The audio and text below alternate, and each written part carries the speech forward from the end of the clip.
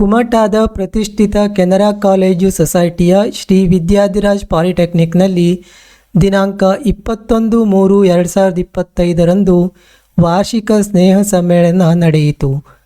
ಕುಮಟಾದ ಹೆಸ್ಕಾಂನ ಸಹಾಯಕ ಕಾರ್ಯನಿರ್ವಾಹಕ ಅಭಿಯಂತರರಾದ ಶ್ರೀ ರಾಜೇಶ್ ಮಡಿವಾಳ್, ಕಾರವಾರ ರಾಷ್ಟ್ರೀಯ ಹೆದ್ದಾರಿ ಪ್ರಾಧಿಕಾರದ ಸಹಾಯಕ ಕಾರ್ಯನಿರ್ವಾಹಕ ಅಭಿಯಂತರರಾದ ಶ್ರೀ ಮಹೇಶ್ ನಾಯ್ಕ್ ಕಾರ್ಯಕ್ರಮದಲ್ಲಿ ಮುಖ್ಯ ಅತಿಥಿಗಳಾಗಿ ಪಾಲ್ಗೊಂಡಿದ್ದರು.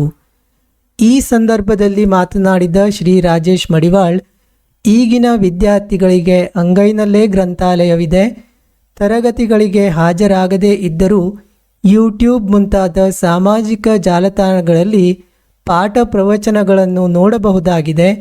ಆದರೆ ಪಾಲಕರು ತಮ್ಮ ಮಕ್ಕಳು ಮೊಬೈಲ್ಗಳನ್ನು ಯಾವ ಕಾರಣಕ್ಕೆ ಉಪಯೋಗಿಸುತ್ತಿದ್ದಾರೆಂದು ಪರಿಶೀಲಿಸಬೇಕು ಎಂದು ಹೇಳಿದರು. ನನ್ನ ಮಗನಿಗೆ ಇಂಥ ಮೊಬೈಲ್ ಕೊಟ್ಟಿದ್ರೆ ನಾವು ಏನು ಮಾಡ್ತಾನೆ ಅದ್ರ ಬಗ್ಗೆ ಕಾಳಜಿ ಇಡಬೇಕು. ನಿಮಗೆ ಅಂಗೈನಲ್ಲೇ ಇವತ್ತು ಫುಲ್ ಲೈಬ್ರರಿ ಇದೆ. ಇವತ್ತು ನೀವು ಕ್ಲಾಸ್ಗೆ ಹೋಗ್ದಾಗಿದ್ರೆ ಸಾಕು, ಒಂದು ಯೂಟ್ಯೂಬ್ನಲ್ಲಿ ಹೊಡ್ಕೊಂಡು ಈ ಕ್ಲಾಸ್ ಹೊಡೆದ್ಬಿಟ್ರೆ ನಿಮ್ಗೆ ಎಲ್ಲರೂ ಕೂತ್ಕೊಂಡು ನೀವು ಕೇಳ್ಬೋದು. ಮತ್ತೊಂದು ಸರಿ ನಮ್ಮ ಟೈಮ್ನಲ್ಲಿ ಇರಲಾಗಿತ್ತು. ನಾನು ಅವತ್ತು ಫಸ್ಟ್ ಇಯರ್ ಸೈನ್ಸ್ಗೆ ಹೋದಾಗ ಅವಾಗ ಇಲ್ಲಿ ಕಾಲೇಜ್ ಸ್ಟಾರ್ಟ್ ಆಗ್ತಿತ್ತು. ಕಾಲೇಜ್ ಸ್ಟಾರ್ಟ್ ಆದಾಗ ಬಂದು ನೋಡಿದೆ, ಏನೋ ಮಷಿನ್ ಬಂದು ನಮ್ಮ ದಿವಸದಲ್ಲಿ ಅವೆಲ್ಲ ಇಲ್ಲ, ಅದು ನೋಡು ಭಾಗ್ಯ ಇಲ್ಲಾಗಿತ್ತು. ನಾವು ಬಂದು ಕೂಡ ನಾವು ಇಲ್ಲೊಂದು ಪಾಲಿಟೆಕ್ನಿಕ್ ಆಗದೆ, ಇದು ಒಂದು ಏನಾಗದೆ ಮಾಡಬೇಕು ಅಂತ ಹೇಳ್ಕೊಂಡು ಬಂದಾಗ ಇಲ್ಲಿ ಯಾರು ಏನು ಎತ್ತ ನಮ್ಗೆ ಯಾರು ಹೇಳೋರಿಲ್ಲ. ಇವತ್ತು ನಿಮ್ಗೆ ಎಲ್ಲರೂ ಗೈಡೆನ್ಸ್ ಇದೆ. ಅಪ್ಪ ಗಾಡಿ ಬೇಕಂದ್ರೆ ಗಾಡಿ ಕೊಡಿಸ್ತಾ, ಮೊಬೈಲ್ ಬೇಕಂದ್ರೆ ಮೊಬೈಲ್ ಕೊಡಿಸ್ತಾ. ನಮ್ಮ ಟೈಮ್ನಲ್ಲಿ ಯಾರೂ ಕೊಡಿಸೋರಿಲ್ಲ. ನಾವು ಮನೆಯಿಂದ ಬರಬೇಕಾದ್ರೆ ಬೆಳಿಗ್ಗೆನೇ ಊಟ ಮಾಡಿ ಬರ್ಬೇಕು ಇಲ್ಲಿಗೆ. ಆಮೇಲೆ ಸಾಯಂಕಾಲ ಮನೆಗೆ ಹೋಗಿ ಮತ್ತೆ ಊಟ ಮಾಡೋದು. ತಿಂಡಿ ತಿನ್ನೋದಿಲ್ಲ. ತಿಂಡಿ ವಾರದಲ್ಲಿ ಒಂದೇ ದಿವಸ ತಿನ್ನೋದು ನಾವು. ಬೆಳಿಗ್ಗೆ ಬರ್ಬೇಕಾದ್ರೆ ಕುಚ್ಚಲಕ್ಕಿ ಅನ್ನ ಊಟ ಮಾಡ್ಕೊಂಡು ಬಂದುಬಿಟ್ರೆ ಸಂಜೆ ಹೋಗಿ ಮತ್ತೆ ಊಟ ಮಾಡಬೇಕು. ಮತ್ತು ನಾವು ಊಟ ಅಂದರೆ 3 ಊಟ ಮಾಡೋದು ನಾವು. ಅವಾಗ ನಿಮಗೆ 2 ಊಟ, ಇದು ಅಂಗಡಿಲಿ ಫಾಸ್ಟ್ ಫುಡ್ಡು ಫುಡ್ಡು ಅದೆಲ್ಲ ನಮ್ಗೆ ತಿಂದೇ ರೂಢಿಲ್ಲ. ಇವತ್ತು ಬರೋದಿಲ್ಲ ಅದು. ಹಾಗಾಗಿ ಸ್ವಲ್ಪ ಗಟ್ಟಿಮುಟ್ಟು ಓಡಾಡ್ತಾವ್ರೆ. ಅದು ಇಲ್ಲಿವರೆಗೆ ದೇವರು ಆರೋಗ್ಯ ಕೊಟ್ಟ ಅಂದ್ಕೊಂಡ. ನಂತರ ವಿದ್ಯಾರ್ಥಿಗಳನ್ನು ಉದ್ದೇಶಿಸಿ ಮಾತನಾಡಿದ ಇನ್ನೋರ್ವ ಮುಖ್ಯ ಅತಿಥಿಗಳಾದ ಶ್ರೀ ಮಹೇಶ್ ನಾಯ್ಕ್, ಇದೇ ಸಂಸ್ಥೆಯಲ್ಲಿ ಕಲಿತ ನನ್ನಂತಹ ಸಾಧಾರಣ ಡ್ರೈವರ್ ಮಗನೇ PWDಯಲ್ಲಿ ಉನ್ನತ ಹುದ್ದೆಗೇರಿರುವಾಗ ನೀವು ಸಹ ಮುಂದಿನ ದಿನಗಳಲ್ಲಿ ಉನ್ನತ ಹುದ್ದೆಗೆ ಏರಬಹುದಾಗಿದೆ ಎಂದರು. ನಾನೊಬ್ಬ ಡ್ರೈವರ್ ಮಗನಾಗಿ ನಾನು ಈ ಕಾಲೇಜಿನಲ್ಲಿ ಬಂದು ನನಗೀಗ ಈ ಕಾಲೇಜಿಂದ ನನ್ನನ್ನು ಅತಿಥಿಗಳಾಗಿ ಕರೆಸುವಂಥ ಮಟ್ಟಕ್ಕೆ ಬೆಳೆದಿನಂದರೆ ನನ್ನ ಜೀವನದ ಇದೊಂದು ಮರೆಯಲಾಗದ ಕ್ಷಣ ಅಂತ ಹೇಳ್ಬೋದು. ಯಾಕಂದ್ರೆ ಹುಡುಗರಿಗೆ ಏನು ಹೇಳಿಕ್ಕೆ ಬಯಸ್ತೀನಂದರೆ, ಏನು ಮಾಡ್ಬೋದು, ಏನು ಚಾಲಿಸ್ಬೋದು ಅಂತ ಹೇಳಿದರೆ, ನಮ್ಮಂಥವರು ಈ ಮಟ್ಟಕ್ಕೆ ಬೆಳಿಬೇಕಂದ್ರೆ ನೀವು ಮುಂದೆ ಇಲ್ಲಿ ಬರುವಂಥ ಮನಸ್ಸು ಮಾಡ್ಕೋಬೇಕು ಅಂತೇಳಿ. ಯಾರು ಬೇಕಾದರೂ ಏನು ಆಗ್ಬೋದು ಅಂತ ಹೇಳ್ಬೋದಂದರೆ, ಒಬ್ಬ ಸಾಮಾನ್ಯ ಡ್ರೈವರ್ ಮಗ ನನ್ನನ್ನು PW ಸೇರಿದ ಮೇಲೆ ಅವರೇ ನನ್ನನ್ನು ಸೈಟಿಗೆ ಕರ್ಕೊಂಡು ಹೋಗ್ತಿದ್ರು. ಮತ್ತು ಮನೆಗೆ ಬಂದು ಹೇಳ್ತಿದ್ರು, ನಾ ಇಷ್ಟು ದಿವಸ ಬೇರೆ ಇಂಜಿನಿಯರ್ ಕರ್ಕೊಂಡು ಹೋಗ್ತಿದ್ದೆ, ಈಗ ನನ್ನ ಮಗನ ನನ್ನ ಕರ್ಕೊಂಡು ಹೋಗ್ಲಿಕ್ಕೆ ಹೆಮ್ಮೆ ಆಯಿತು ಅಂಥೇಳಿ. ಅಂಥ ಪರಿಸ್ಥಿತಿಯಿಂದ ನಾನು ಬಂದು ಈ ಮಟ್ಟಕ್ಕೆ ಬಂದಿದ್ದೇನೆ. ಸಂಸ್ಥೆಯ ಕಾರ್ಯಾಧ್ಯಕ್ಷರಾದ ಶ್ರೀ ಹನುಮಂತ್ ಶಾನ್ಭಾಗ್ ಮಾತನಾಡಿ, ನಮ್ಮ ಸಂಸ್ಥೆಯಲ್ಲಿ ಕಲಿತ ವಿದ್ಯಾರ್ಥಿಗಳು ದೇಶದ ವಿವಿಧ ವಿಭಾಗಗಳಲ್ಲಿ ಉನ್ನತ ಹುದ್ದೆಗೇರಿ ಉತ್ತಮ ಸಾಧನೆಯನ್ನು ಮಾಡುತ್ತಿದ್ದಾರೆ. ಈ ಸಭೆಯಲ್ಲಿರುವ ಈ ಇಬ್ಬರೂ ಮುಖ್ಯ ಅತಿಥಿಗಳು ಇದಕ್ಕೆ ಉತ್ತಮ ಉದಾಹರಣೆಯಾಗಿದ್ದಾರೆ ಎಂದು ಹರ್ಷ ವ್ಯಕ್ತಪಡಿಸಿದರು. ಒಂದು ಪಾಠನೇ ವಿದ್ಯಾರ್ಥಿನಿಯರಿಗೆ ತೋರಿಸುವಂಥದ್ದು. ಇಲ್ಲಿ ವಿದ್ಯಾರ್ಥಿಯರು ಕಲಿತವ್ರು ಏನೇನಾದರೂ ಅಂತ ಪ್ರಾಯಶಃ ಕಳೆದ 40 ವರ್ಷಗಳಿಂದ ಹೆಚ್ಚು ಕಡಿಮೆ ಒಂದು 20-25 ಸಾವಿರದಷ್ಟು ವಿದ್ಯಾರ್ಥಿಗಳು ಇಲ್ಲಿಂದ ಕಲಿತು ಸಮಾಜ ಜೀವನದ ಬೇರೆ ಬೇರೆ ಕಡೆಗೆ ಇನ್ನೂ ಸಾಧನೆ ಮಾಡ್ತಿದ್ದಾರೆ. ಕಳೆದ ವರ್ಷವೂ ಇಸ್ರೋದಲ್ಲಿ ಒಬ್ಬರು ವಿಜ್ಞಾನಿ ಇದ್ದಾರೆ. ಅವರು ಬಂದರೆ ತಮ್ಮ ಮನಸ್ಸಿನ ಆಳದಿಂದ ಮಾತಾಡಿದ್ರು. ಈಗಾಗಲೇ ಹೇಳಿದಂತೆ ಮಹೇಶ್ ಅಥವಾ ರಾಜೇಶ್ ಪ್ರಾರಂಭದಲ್ಲಿ ಹೇಳಿದ್ರು, ಅವ್ರ ಮಾತುಗಾರರಲ್ಲ.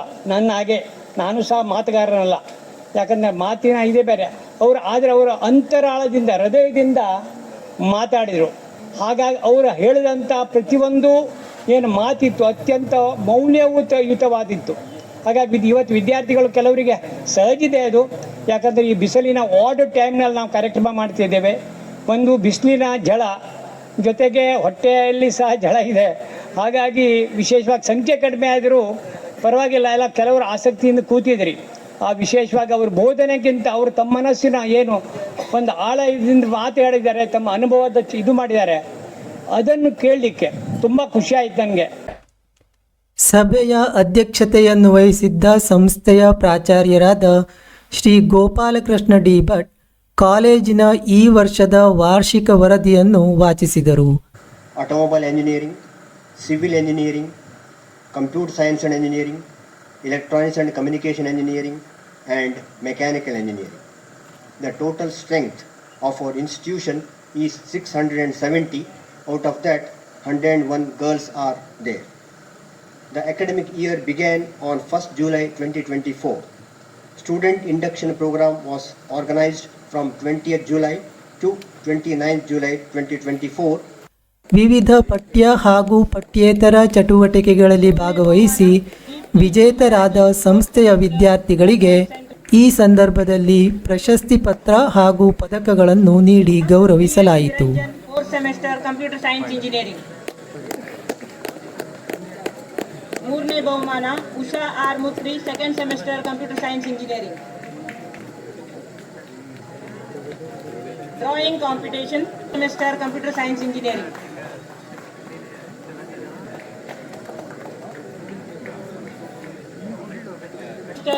Electronics and Communication Engineering, Darshan M. Mahale, 4th semester Computer Science Engineering. ಅಂತೆಯೇ ಕ್ರೀಡೆಗಳಲ್ಲಿ ವಿಜೇತರಾದ ಸಂಸ್ಥೆಯ ತಂಡಗಳಿಗೆ ಪಾರಿತೋಷಕಗಳನ್ನು ನೀಡಲಾಯಿತು. ವಿಶೇಷವಾಗಿ ಸರ್ಕಾರಿ ಪಾಲಿಟೆಕ್ನಿಕ್ ಮಂಗಳೂರಿನಲ್ಲಿ ನಡೆದ ಅಂತರ್ ಪಾಲಿಟೆಕ್ನಿಕ್ ಕ್ರೀಡಾಕೂಟದಲ್ಲಿ ಭಾಗವಹಿಸಿ ಬೆಳ್ಳಿ ಹಾಗೂ ಕಂಚಿನ ಪದಕಗಳನ್ನು ಗೆದ್ದ ಸಂಸ್ಥೆಯ ವಿದ್ಯಾರ್ಥಿಗಳಿಗೆ ಶಾಲು ಹೊದಿಸಿ ಸನ್ಮಾನಿಸಲಾಯಿತು. ಭಾಗವಹಿಸಿ ಹೆಚ್ಚೆಚ್ಚು ಪ್ರೈಸ್ಗಳನ್ನು ಪಡಿಬೇಕು ಅಂತ ಈ ಸಂದರ್ಭದಲ್ಲಿ ಕೇಳ್ತೇನೆ.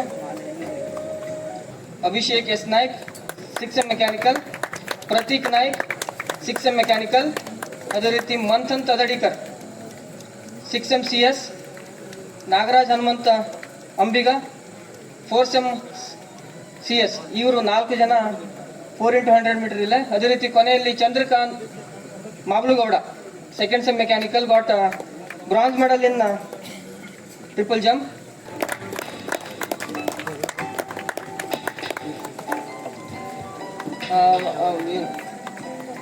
ಪ್ರತೀಕ್ ನಾಯ್ಕ್, ಮಂಥನ್ ತದಡಿಕರ್. ಮೂರನೇದಾಗಿ ಮಂಥನ್ ತದಡಿಕರ್, ನಾಲ್ಕನೇದಾಗಿ ನಾಗರಾಜ್ ಹನುಮಂತ ಅಂಬಿಗ.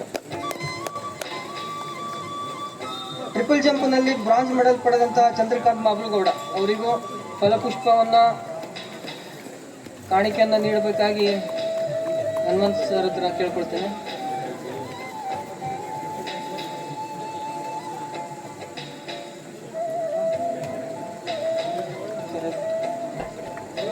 ಸಿವಿಲ್ ವಿಭಾಗದ ಮುಖ್ಯಸ್ಥರಾದ ಶ್ರೀ ಖಾಜಾ ಹುಸೇನ್ ಅತಿಥಿಗಳನ್ನು ಸಭೆಗೆ ಪರಿಚಯಿಸಿ ಸ್ವಾಗತಿಸಿದರು. ಶ್ರೀ ದಯಾನಂದ್ ಶೇಟ್ ಹಾಗೂ ಶ್ರೀ ಗಜಾನನ್ ಶಾನ್ಬಾಗ್ ಕಾರ್ಯಕ್ರಮವನ್ನು ನಿರೂಪಿಸಿದರು. ಮೆಕ್ಯಾನಿಕಲ್ ವಿಭಾಗದ ಮುಖ್ಯಸ್ಥರಾದ ಶ್ರೀ ದೀಪಕ್ ಪ್ರಭು ವಂದಿಸಿದರು. ನಿವೃತ್ತ ರಾಷ್ಟ್ರ ಪ್ರಶಸ್ತಿ ವಿಜೇತರಾದ Shri SS Bhat Lokeshwar, general secretary Kumar Kiran Naik, ವಿದ್ಯಾರ್ಥಿನಿ ಪ್ರತಿನಿಧಿ ಕುಮಾರಿ ನಯನಾ ಶೇಟ್ ವೇದಿಕೆಯಲ್ಲಿ ಉಪಸ್ಥಿತರಿದ್ದರು. ನಿಕಟಪೂರ್ವ ಪ್ರಾಚಾರ್ಯರಾದ ಶ್ರೀ ರತನ್ ಗಾಂವ್ಕರ್, ಆಡಳಿತ ಮಂಡಳಿಯ ಸದಸ್ಯರಾದ ಶ್ರೀ ಪವನ್ ಪ್ರಭು, ಸಂಸ್ಥೆಯ ಉಪನ್ಯಾಸಕರು ಹಾಗೂ ಸಿಬ್ಬಂದಿಗಳು ಈ ಸಂದರ್ಭದಲ್ಲಿ ಉಪಸ್ಥಿತರಿದ್ದರು. ಸಭಾ ಕಾರ್ಯಕ್ರಮದ ನಂತರ ಸಂಸ್ಥೆಯ ವಿದ್ಯಾರ್ಥಿಗಳು ವಿವಿಧ ಮನರಂಜನಾ ಕಾರ್ಯಕ್ರಮಗಳನ್ನು ನೀಡಿದರು.